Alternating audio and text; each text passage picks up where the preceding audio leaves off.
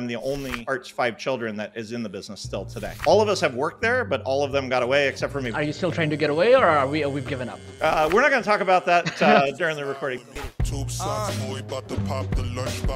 Named one of nation's Restaurant News Power List top most influential restaurant executive. Born to be a Bruce Springsteen's biggest fan. We'll talk about that a little bit later. Founder of the Restaurant Technology Guys. Marathon Trackster. Restaurant industry vet with over 27 years of experience. Oh my God, we're aging you. I'm so sorry. And Chief Revenue Officer at CBS NorthStar, Julian. How you doing, sir? I am doing fantastic. As I say often, when I'm on the opposite side of the mic, it's a little bit odd because I'm like, I'm not used to this, but it's good. It's Taste fun. of your own medicine. There you go. Yeah, absolutely, yeah, because I don't know what's coming at me. And hanging out with you in other settings, I know that we're in for some fun. Hey, listen, that was not my idea. I know what you're referring to, and we'll talk about it. We're not going to talk about it because we're being recorded, and it could be used against us later. So I love it. I love it. So let's kick it right off. Like, you were literally, practically raised in the restaurant industry. Your family founded Custom Business Solution. You've done literally every job there and grew up in the industry. Would love to hear about that experience a little bit. I mean, and it says it on my bio. I legitimately spent summer vacations cutting out keycaps for cash registers because they used to have these little pieces of plastic that went over top of the buttons that would tell you this was a hamburger and this was a cheeseburger. And I'd use these yellow and orange highlighters to highlight the pictures. And so that was my summer vacations. And then as I grew, I would run printers out to places that failed. And my voice sounds a lot like my dad's. And this is back before cell phones. And so he would give his home phone number out. So if we weren't at the office at night, they'd call the house. And sometimes they'd answer the phone at like 13, 14 years old. And these restaurant owners would start telling me about some problem that they had. And I'd have to like excuse myself and say, I'm sorry, I don't know what you're talking about. I'm a high school kid. Let me get my dad to help you out. So that's amazing. I love it. Basically, you were the first help desk. Legitimately, before we had help desk, so our original help desk, and again, this is aging me and going back a long ways. Our help desk, we used to have a receptionist that would sit up the front, and she had a 3-ply paper, like little notepad, and it had the little stickies. And the first copy was to hand to the first person that came in the door to call the customer back. The second copy was the control copy that Art would get every day, and then the third copy was the hard copy. And so we'd cross off the hard copy at the end of the day that we got hold of all of the customers to take care of them. So that was like back in 91, 92. Yeah. So a long time ago. And that was the very first help desk. You're gonna hate that I do this, but I was born in 91. Oh, I'm certain. I know that. So the funny thing is I came back in high school and in the summertime and then in college, and we built a Access 97 database to start tracking our service tickets because I was tired of them like being written on these sheets of paper and then handed to somebody and somebody'd lose it and not know how to get a hold of a customer. And so we built an Access 97 database so more than one person could go look at the service tickets back in those days. Did you know you're going to be C-suite? Did you have ambitions? I'm going to take over for dad. I'm going to work at dad's company. What was your thought process? Anything, or was it organic? It was somewhat organic. I loved working in restaurants. So my first job, even in high school, I made sandwiches. Even younger than that, I would at the softball fields, they'd have the little hot dog stand that was in the middle, and I was making hot dogs and that. And then making sandwiches at a brand on the West Coast was my first real job. And then I remember my first serving job, I was working at Denny's, and it was $1.99 Grand Slams, and I'd work the late shift. And so you didn't make very much money because you're getting tips on $2 entrees, but it was fun. So that was my very first like serving job. So I've been in the restaurants since I was 15. I'd ride my bike to the sandwich shop to make sandwiches and on through. So I've always been passionate about people communing around food and connecting. You and I've had a few opportunities to commune around food, and that's where it started. And then in college, I started working the help desk and after school to make some extra money. Ultimately, I'm the only Art's 5 children that is in the business still today. All of us have worked there, but all of them got away except for me. But I'm really, really passionate about what I get to do. Are you still trying to get away, or we've given up? We're not going to talk about that during the recording. No, absolutely. I love what I do. I love the customers we get to engage with. I love the partners we get to engage with. And genuinely, I tell my wife when I have bad days, she looks at me and goes, you wouldn't do it any other way. So just shut up and go get back to work and go take care of a customer. So that's a smart wife. I love that. You're one of our most important point of sales partner.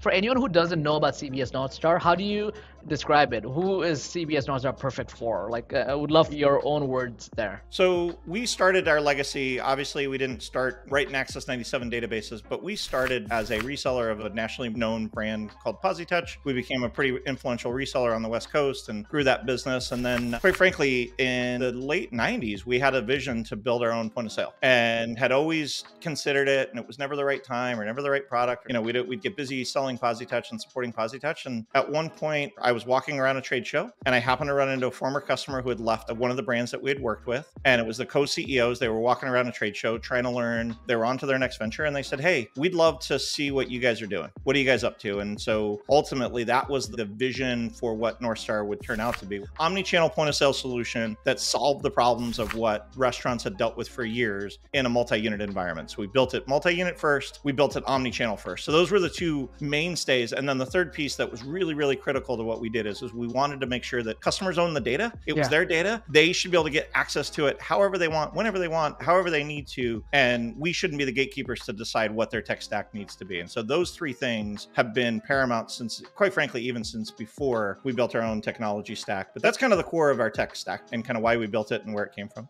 I love that. I love when companies are founded because of trying to solve an actual problem, because you keep on hearing from the customer. And that's what it sounds like happened with CBS NorthStar. Absolutely. And even getting into software development, it came from PosiTouch not being able or not being willing to do what our customers needed. So we would meet with customers in these QBRs, we'd sit with them and we'd say, Bill, you're asking me to get this labor report. And we'd go get the specs, we'd build it all out, we'd call PosiTouch and say, hey, this customer wants this. They go, well, we're not going to do it. And so, well, the customer really wants it. And at the time, there wasn't this proliferation of tech. And so we said, okay, well, how hard would it be to go get that data? And so we said, well, if you can give us this export file, we'll go build the report for you. So that's what actually started our software development. It was just one pain point, not an entire. It was one pain point, and it was a point solution to solve a labor problem that a customer was having. And then that labor problem turned into, well, I need sales data and labor. And so that attached to PosiTouch, and it was sales and labor. And then we need to be able to do corporate menu management because there was no way at the time to do corporate menu management. So we built a corporate menu management platform. Then they said, hey, we need a digital recipe book to get recipes into the kitchen. We built a digital recipe book where, you can distribute your recipes from the corporate office. The product is called NorthStar Recipe Viewer. We've got it running in thousands of restaurants across the country. So these all came from pain points and, quite frankly, talking to customers and understanding what they needed and why they needed it, and then handing them a solution or a proof of concept. And then they said, yeah, we'll pay you for that. And then it just turns into more and more. I love it. I love it. Which of some of your logos you eat at more often than not that you're able to? I eat at BJ's a lot because Nice. I have 4 children.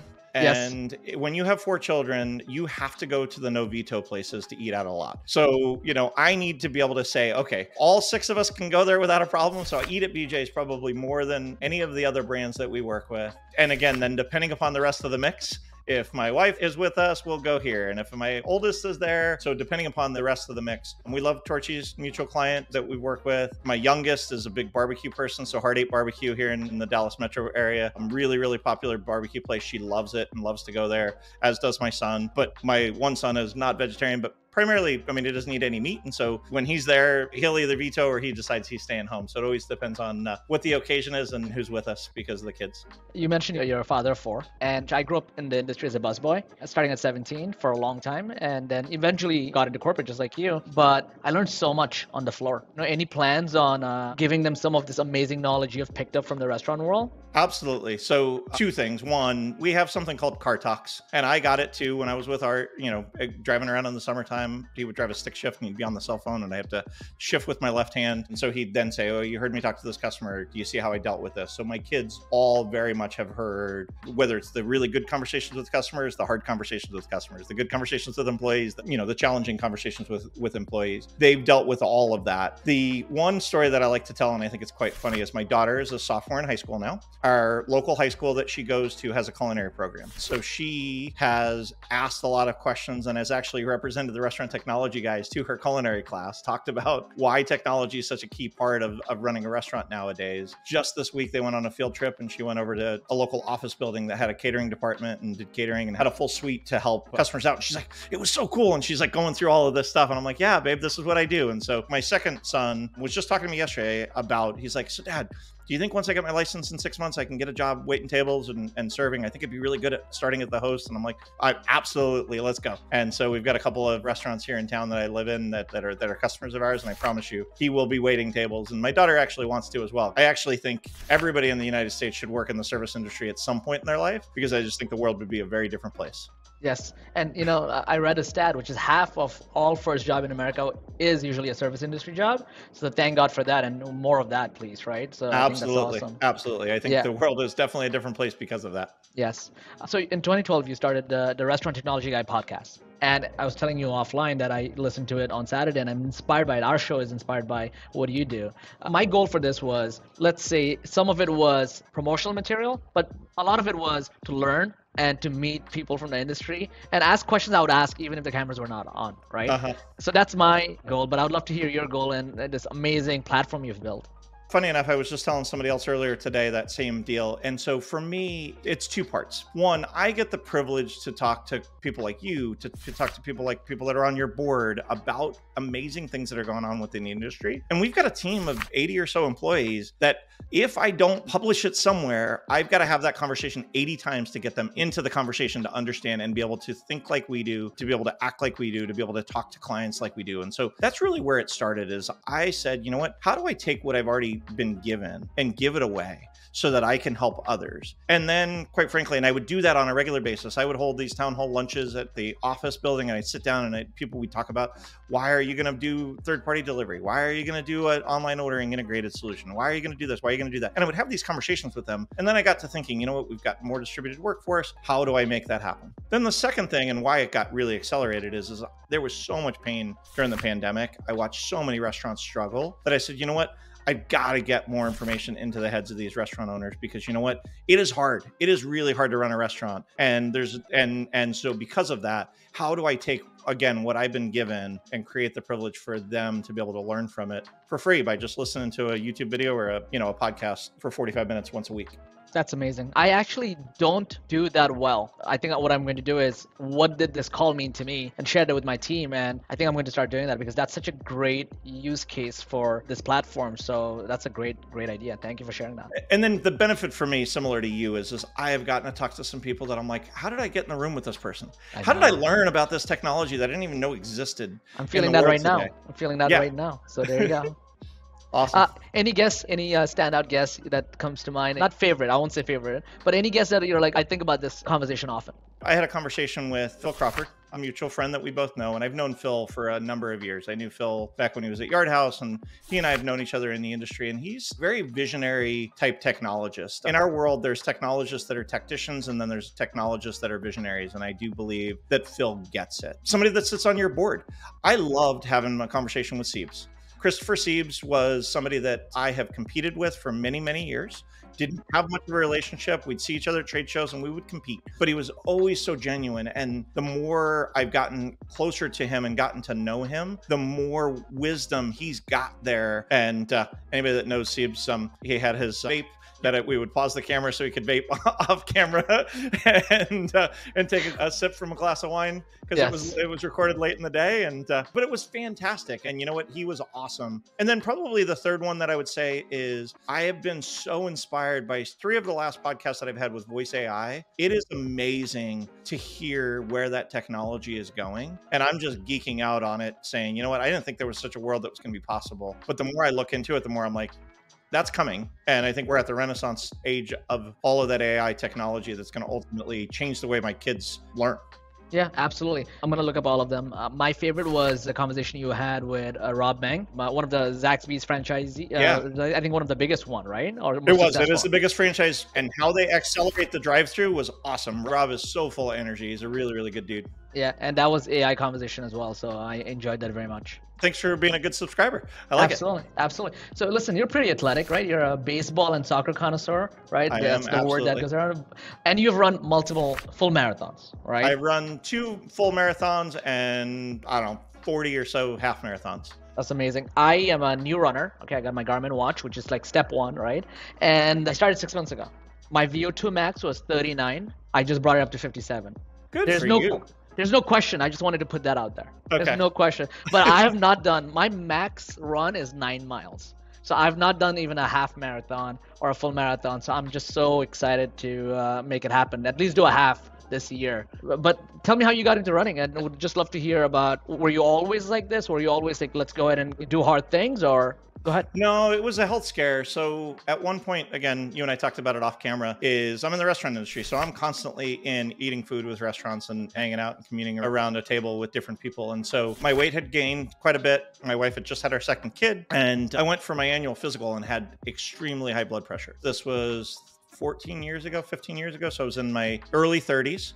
and it was abnormally high to the point that they actually thought I had leukemia. They thought I had leukemia. I had to do a bone marrow biopsy. They were like, there's something wrong with you. And my blood pressure was just too high. And I actually just started reading Peter Attia's new book. And I don't know if you're a Peter Attia fan, but he's got a new book. That's one of my 2 heroes of health right now for the last 6 months. And Huberman, I'm sure is the other one. I would guess. Huberman is the other one. Yes. I got my Aura ring. I got my Garmin. I got my 8 Sleep. I'm sold. AG Green. I got my daily habit that I do. Look at you. I got my Insight Tracker. I'm a consumer of their stuff, man. I'm buying everything they're selling. I love it. So for me, my philosophy is preventative medicine is so much better than taking pills and such. And again, I brought up Peter Attia because I think he's that same way. And so I said, you know what? I said to the doctor, I said, what do you think it is? He goes, I really don't know. I think there's something biological. I think there's something going on with your family history. I said, well, I'm going to go just start being better with my health.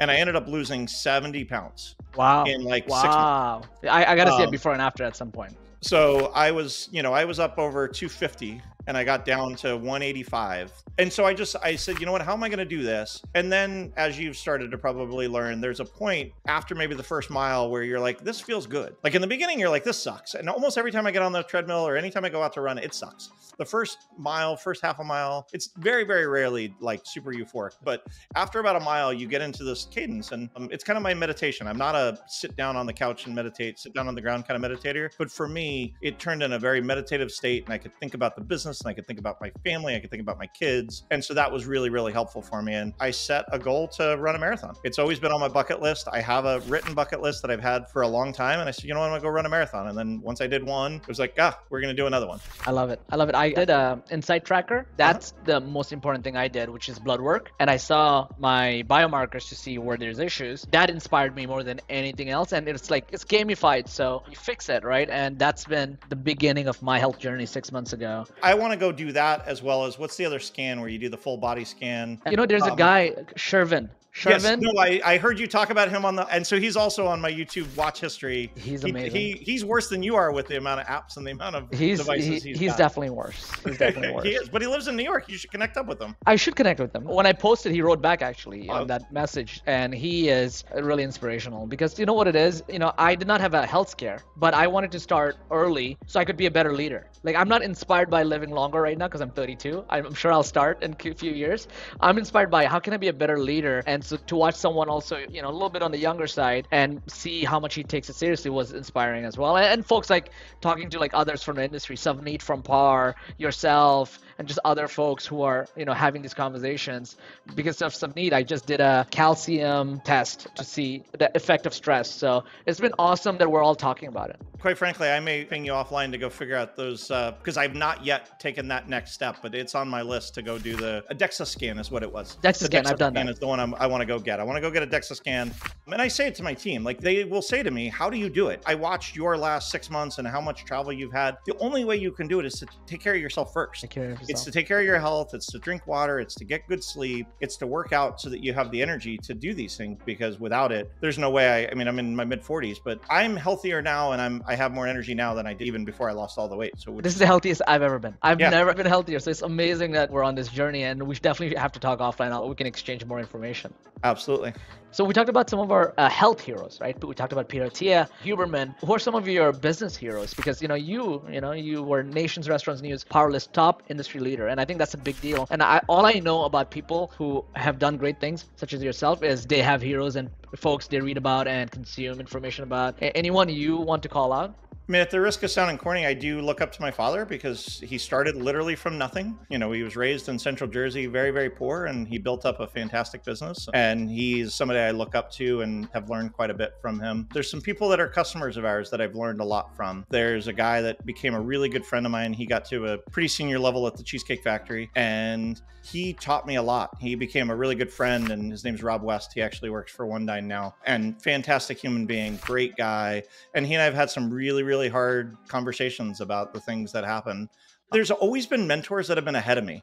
For me, I always look at those people that are ahead of me. There's guy Steve Weltman, this guy Steve Andrakos that work for our business. When I was in your age or a little bit younger, that were in their 50s, and they kind of put their arm around my shoulder and go, all right, kid, let me show you. Gene Harrison's another one. I don't know if you know Gene. Gene's been in the industry. He was one of Microsoft's first 20 employees, many, many years ago. He worked for us for probably a good 12 or 13 years. He's in his early 80s now.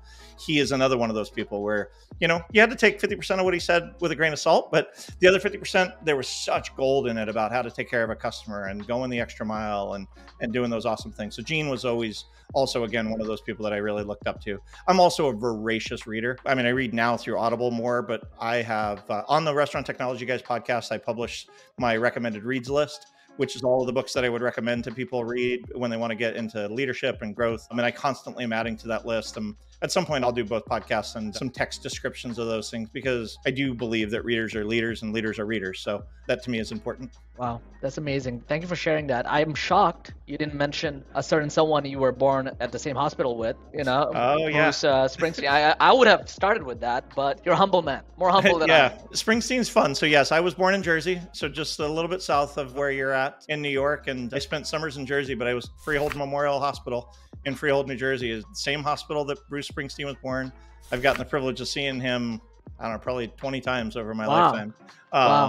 So I actually got to meet him and his wife when they opened Staples Center in 2001. So I was backstage. I was working at Staples Center. We'd put in technology for the Staples Center, and I walked backstage and I walked into his dressing room and said hello to him and his wife after the show. It was like one of the coolest experiences of my life. That's amazing. Jeremy, thank you so much for hanging out with us, for talking to some of our viewers, and for being a incredible guest. And you're equally as good as a host. So, I encourage everyone to go ahead and go to your podcast, the Restaurant Technology Guys. But thank you so much for spending some time with me. It really, really means a lot. Awesome. Well, I appreciate you having me, and we'll have to return the favor and have you come hang out on the show sometime in the near future once you can get done traveling and be back in your studio. This is all a coup so I can get on your podcast. This is all, whatever. We made this up You're always 8 months ago. Better. 8 months ago. So thank you so much. I really appreciate it.